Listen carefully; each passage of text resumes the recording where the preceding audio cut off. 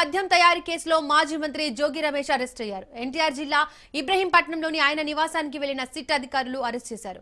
అనంతరం జోగి రమేష్ తో పాటు ఆయన వ్యక్తిగత సహాయకుడు ఆరేపల్లి రామును పోలీసులు అరెస్ట్ చేశారు.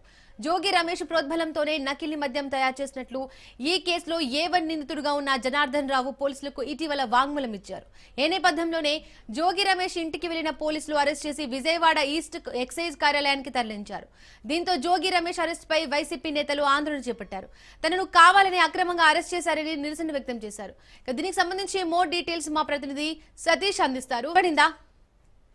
ఎస్ దీపిక, ఈ రోజు అయితే మాజీ మంత్రి వైసీపీ నేత జోగి రమేష్ ఇంటికి సిట్టు బృందం అయితే వెళ్లడం జరిగింది. ఎన్టీఆర్ జిల్లా ఇబ్రహీంపట్నంలో జోగి రమేష్ ఇంటికి అయితే ఇవాళ 8:20 జోగి రమేష్ వాళ్ళ ఇంటికి వెళ్లడం జరిగింది. నకిలీ మద్యం కేసులో వైసీపీ నేత జోగి రమేష్ పై అరెస్ట్ చేసినందుకు అక్కడ వైసీపీ నేతలు మొత్తం ఏకపక్షంగా వైసీపీ నేతలు అందరూ కూడా మొత్తం ఇంటిని ముట్టడించడం జరిగింది.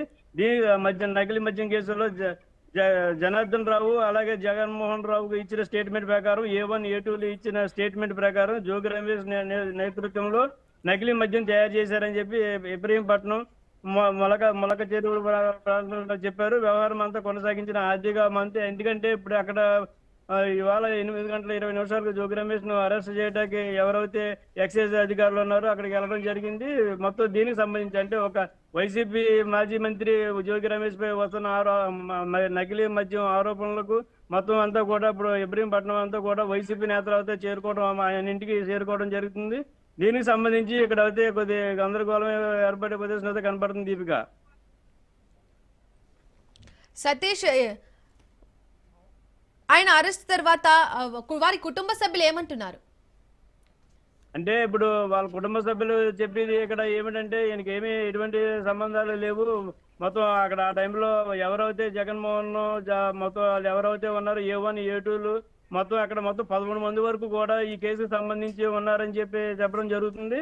కాకపోతే ఇందులో ఈయన జోగి రమేష్ ఏ4 ఏ5కి వస్తారా ఎలాగా అన్నది అక్కడ జరుగుతుంది. ఏదైనా సరే వైసీపీ నాయకులు ఎవరైతే ఉన్నారో వాళ్ళందరూ తీవ్ర స్థాయిలో అయితే ఇక్కడ మొత్తం ఇంటికి చేరుకోవడం జరిగింది. జోగి రమేష్ గురించి ఇక్కడ విషయం అయితే దీపిక. సతీష్, ఆయన అరెస్ట్ తర్వాత పార్టీ నుంచి ఏదైనా ప్రకటన వెలువడిందా? పార్టీ నాయకులు ఎవరైనా స్పందించారా? అంటే ఈ విషయం మీద అయితే పార్టీ నాయకులు అయితే స్పందించడం జరుగుతుంది. ఎందుకంటే జోగి రమేష్ అనేది ఒక మాజీ మంత్రి. అలాగే ఇప్పుడు ఆయన ఏ వ్యవహారానికైనా సరే కొద్దిగా ఎదురుగుండి పార్టీలో ఉన్న ఎవరికి ఇబ్బంది వచ్చినా సరే నేను